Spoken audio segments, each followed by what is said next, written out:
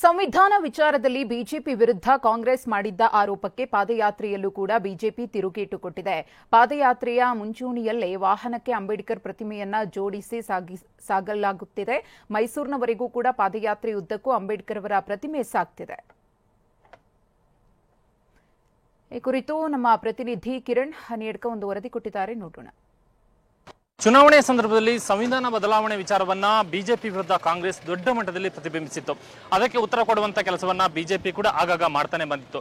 ಮೈಸೂರಿಗೆ ಪಾದಯಾತ್ರೆ ಹೊರಟಿರುವಂತಹ ಸಂದರ್ಭದಲ್ಲಿ ಬಿಜೆಪಿ ಕೂಡ ಸಂವಿಧಾನದ ವಿಚಾರವನ್ನೇ ಮುಂದಿಟ್ಟುಕೊಂಡು ಕಾಂಗ್ರೆಸ್ಗೆ ತಿರುಗೇಟನ್ನು ಕೊಡುವಂತ ಒಂದು ಕೆಲಸವನ್ನ ಮಾಡಿದೆ.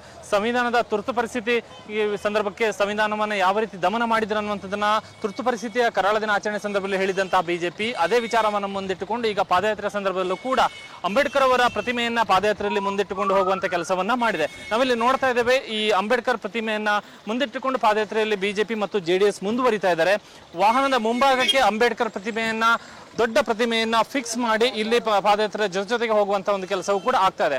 ಪಾದಯಾತ್ರೆ ಸಾಗ್ತಿರುವಂತಹ ದಾರಿಯ ಮುಂಭಾಗದಲ್ಲೇ ಈ ಒಂದು ಅಂಬೇಡ್ಕರ್ ಪ್ರತಿಮೆ ಇರುವಂತಹ ವಾಹನ ಸಾಗ್ತಾ ಇದೆ. ಕ್ಯಾಂಟರ್ಗೆ ಅಂಬೇಡ್ಕರ್ ಪ್ರತಿಮೆಯನ್ನ ಇಲ್ಲಿ ಜೋಡಿಸಿ ಪಾದಯಾತ್ರೆಯಲ್ಲಿ ತೆಗೆದುಕೊಂಡು ಹೋಗಲಾಗ್ತಿದೆ. ನಿನ್ನೆ ಪಾದಯಾತ್ರೆ ಆರಂಭ ಮಾಡುವಂತಹ ಉದ್ಘಾಟನಾ ಸಮಾವೇಶದ ವೇದಿಕೆಯಲ್ಲೂ ಕೂಡ ಅಂಬೇಡ್ಕರ್ ಅವರ ಪ್ರತಿಮೆಯನ್ನು ಇಟ್ಟು ಅದಕ್ಕೆ ಪುಷ್ಪಾರ್ಚನೆಯನ್ನ ಮಾಡಿ ಇಲ್ಲಿ ಪಾದಯಾತ್ರೆಗೆ ಚಾಲನೆಯನ್ನ ಬಿಜೆಪಿ ಹಾಗೂ ಜೆಡಿಎಸ್ ನಾಯಕರು ಕೊಟ್ಟಿದ್ರು.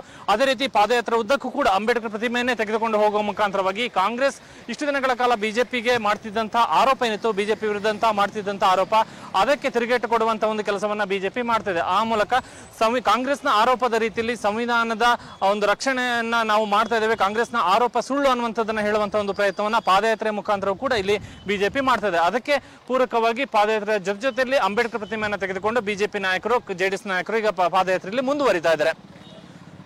ಕ್ಯಾಮರಾಮನ್ ಸಂದೇಶ್ ಜೊತೆ ಕಿರಣ್ ಹನಿಯಡ್ಕ, ಟಿವಿ9 ರಾಮನಗರ.